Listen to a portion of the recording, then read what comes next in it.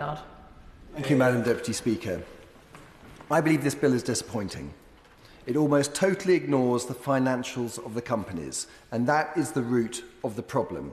Unless we fix the financials of these companies, we will not fix the problem. I'm going to use Thames Water as an example. It's got £17 billion of debt. Currently, it's up for getting another £3 billion of debt by the end of January. If it does that, it will cost Thames Water an extra £334 million a year. And that will mean that every single one of those 15 million bill payers will be paying 46% of their entire bill will just be funding the interest payments.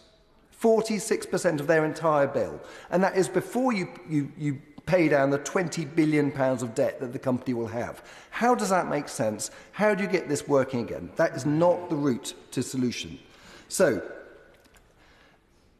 the reason why it's not being in special administration is because officially it is unable or unlikely to be able to pay its debts. Now, you don't need a GCSE in business to know that if you've currently got 16 billion of debt and you've got 1.2 billion of cash flows, you are unlikely to be able to pay your debts.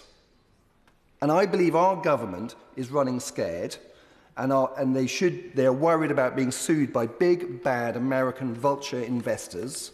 And that is why they're not putting into special administration regime, a regime that was explicitly set up for exactly this purpose. So, please don't let Ofwat approve a price rise for Thames Water.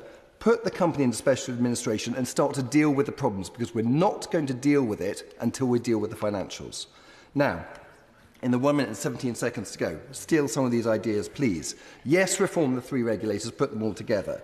Clause 10 and 11. Why should consumers be paying for the financial losses following government financial assistance? Why shouldn't creditors and shareholders be paying for that? Seems pretty weird to me. Establishing pollution baselines for each catchment. Get that straight. Reset the Environment Agency permits for individual sewage treatment works. Get the capacities for each sewage treatment works, and get the EA's 3.0 times multiplier applied for every sewage treatment works. And get volume flow meters. In that clause 3, no volume flow meters. We're not getting them. Read it yourselves. We're getting monitors, which are event duration monitors, not flow meters. And that means we're back in the same place we've been for the last 14 years. We need flow meters. So please, can we insist on that?